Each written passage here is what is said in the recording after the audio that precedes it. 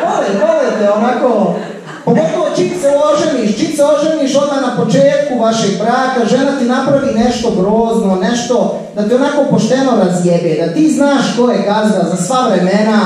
Meni je žena groznu stvar napravila, mi kad smo se uzeli, meni je žena grozna, ona je mene natjerala da idem kupiti hlače.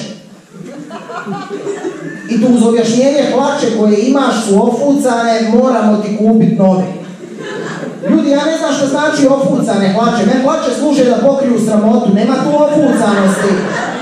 I ona mene natreba bilo gdje, ona mene natreba da idem u shopping centar meni kupiti hlače. Ljudi, ja mrzim shopping centar i zna duše, mene onim okretnim vratima shopping centra meni dođe da se ubije. Jer uvijek iz suprotnog smjera ide čovjek negdje tvojih godina i nosi ogromnu količinu vreća. On to nosi natovaren ko bosanski tovarni konjem. Kraj njega žena leti nad podom, ona našla Isusa u shopping centru. Ozbiljno Isus probavao sandale u Pike Globburgu, ona ga našla. A on nosi te vreće i onda digne glavu i ti vidiš staklene oči.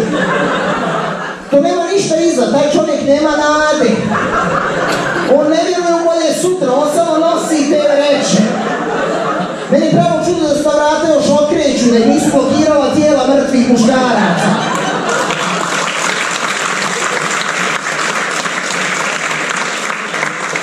I ona mene natjera, mi uđemo unutra, idemo u prvi dućan.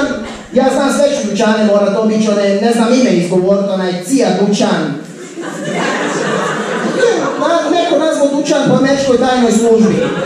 Ili još bolje onaj dućan za dvojku, kad nisi siguran, hoćeš kupiti ili nećeš kupiti, odi u Bićemo, ajmo u I ona mene natjera, mi uđemo u prvi dućan, prvi horor, ja izaberem neke hlače, ja moram ići probati te hlače. One slačione, ja ne znam koji monstrum je to izumio. Kakvo đubre moraš biti? Prvo to ne funkcionira. Ja uđem u slačionu, povučem onaj zastor, on se otvori vama. Ja uđem vama, on se otvori. Pa nemoj da me ljudi ovako gledaju.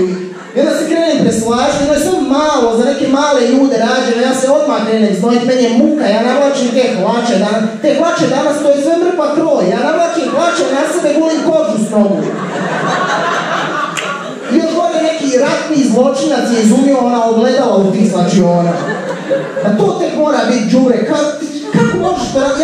Ja navlačim te hlače, na sebe pogledam u ogledalu Vepar oblači hlače.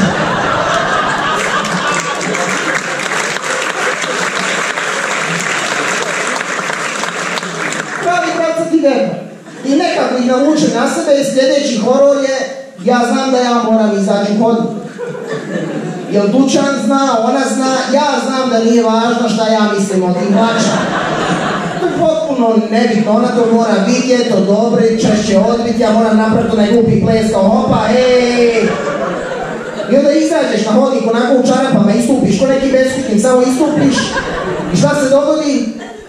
Nje nema nigdje. Ona je u zemlju propala, ti stojiš tamo, ne znaš šta bi. Šta da radi, ne smijem ja sam odlužbao da ovo kupim.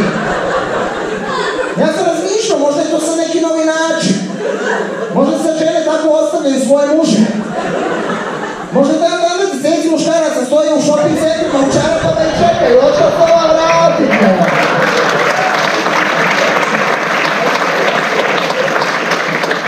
Muka ti ne znaš šta bi, još vidiš groznu scenu kraj velikog ogledala u hodniku, ti vidiš majku i sina. I majka sinu tinejdžeru gura ruku u hlače. Jer majke misle da su njihovi sinovi apsolutni kreteni. Ne zna on sam ocijeniti to njemu tijesto, ne mama će gurt ruku, ma koga je briga za traume, nije važno, ne pamti, ne nište, sem da ne kupimo premalo. Gledaš šta je užas i muka ti je i onda se pojavi Draga. Sa 60 pari hlača. I ti to moraš sve probati u svim dućanima i onda se vratiš u onaj prvi dućan i kupiš one prve hlače. Ne da su bile dobre, nego su bile najmanje loše.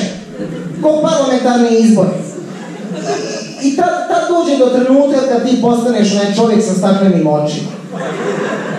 Jer ti si budala, ti se ponadaš, ti pomisliš, išli smo kupiti mi hlače, kupili smo mi hlače. Možda ću sad ići kući. Nije sasvim nerazumno pomisliti, možda ću doći doma, pojest nešto, obući pidžamu, sjest pred TV, bit će ostatak svaka dana koliko toliko u redu, izlaziš iz dućana, nosiš jednu vrećicu, ništa strašno, počinješ se nadat, nada propupa ko mlada zvijezda u tvom oku. I žene, one imaju jednu rečenicu, samo jedna rečenica im je dovoljna kojom ubiju svu nadu u čovjeku. Ništa više, samo jedna jedina rečenica i sva nada je mrtva. Ti nosiš tu vrećicu i nadaš se, a ona se okrene prema tebi i kaže: a kad smo već tu...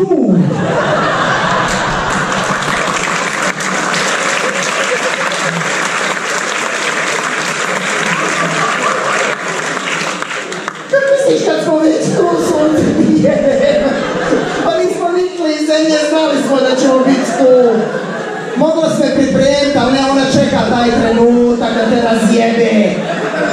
I onda pobudališ, radiš grešku za greškom, kreneš nju pratiti na njenom pohodu, uđeš u onaj pakao, ja ga zovem Sara, tamo jako vjesni žena razvrće onu nogu. I kažem jako, ali ponašaju se ko ptice u jaku, one se međusobno savršeno izbjegavaju, nema nikakvih problema. Sam ti svetaš, nemaš kudi jebate. Ja se sakrio među robu, a ja rekao, bit ću ja tu siguran. Doće neka žena razvine, a da pari.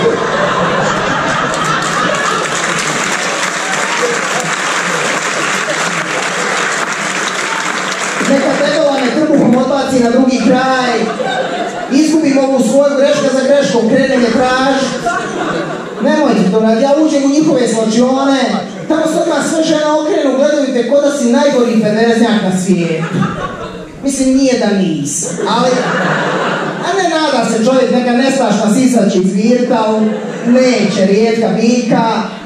I onda jednostavno odustaneš od svega, od života kao takvog i odeš na mjesto koje ja zovem otoci očajnika. Sve više shopping centara ih ima. Otoci očajnika, to su one goleme fotelje na hodniku shopping centra i na njima sjedi more muškaraca. Ko galepovina, oni se kog si kad ih veriš pred dućan, mi sjedimo i čekamo. To je naš život.